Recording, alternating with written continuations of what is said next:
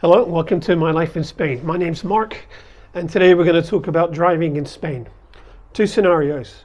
One, you come here on vacation and you want to rent a car, or the second one, you move here and you're now a permanent resident. If you come on vacation or holiday, you don't need an international driver's permit. You just need a valid license with your passport. When you rent a car, let's say at the airport, sometimes you can get a better deal if you look for car rentals that are not at the airport, because they tend to not have the same overheads that airport rental car companies have. So you might get a better deal that way. Now, when you pick up the car, have it inspected carefully, make sure there's no scratches or dents in it. And if there are, take photos of them so you can prove it was like that when you picked it up. Next thing, filling up. In Europe and in Spain in particular, there's lots of diesel cars. So you've got to be careful of the fuel. It should say on the inside of the fuel cap whether it's gasolina or diesel. I forget the Spanish word for diesel. It's not diesel, it's gasolio or something.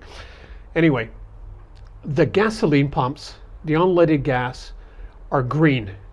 The handles are green. You have 95 and 98. 98 is more expensive. Diesel is a black handle. So make sure you know what you're putting in the car, otherwise you could make a big mess and it'll cost you a fortune. Okay, now when you're driving in Spain, always drive, I'm jumping ahead of myself here. You have to be 18 years of age to drive a car in Spain. And if you're under 25, you're going to pay a hefty surcharge. Well, I mean hefty, probably an extra like 20 euros a day to hire a car. Okay, so now you're driving in Spain. The speed limit in towns is around 30 kilometers an hour.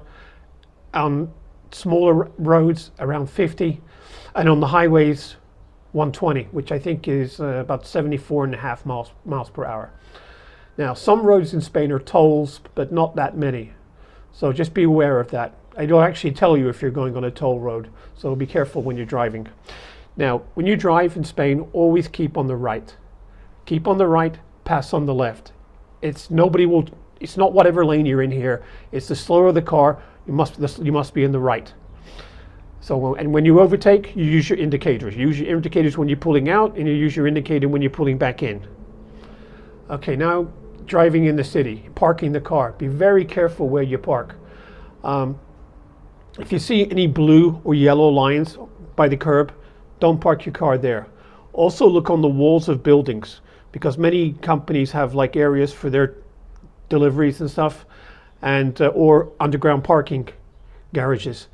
So be careful of that, because if you park in one of these places, they'll tow your car, and then it's going to cost you a few hundred euros to get it back.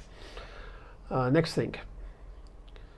That's it. Oh, yes, that's pretty much it. The signs on the roads are pretty much the same as you'll see in anywhere else in the world, but they are strict about having to wear your seatbelt. Young children must only sit in the back seat. They can never sit in the front seat. You cannot eat anything while you're driving or use your mobile phone. That's a big penalty if the police stop you. There's also speed traps. They have cameras in various locations. Usually when you're driving along at 120, all of a sudden the road might go down to 100 or to even 80 if there's a curve. They often have speed cameras there. So be very, very careful. What they'll do, they'll take a picture of your car and they'll send you the bill in the mail, the fine in the mail. Okay, so that's if you're renting a car. No biggie. Now you're moving here to live in Spain. And if you're from an EU country, you're fine. You don't have to change your driver's license. But if you come from, say, the United States or from the United Kingdom, you have 90 days to change your license for a Spanish one. Now this is where it gets difficult. They won't just let you swap your license for a new one, a new Spanish one. You have to take the Spanish driver's test, both written and practical. And depending on your age, you're also going to have to go for a medical examination for your eyes, your hearing, and your motor skills.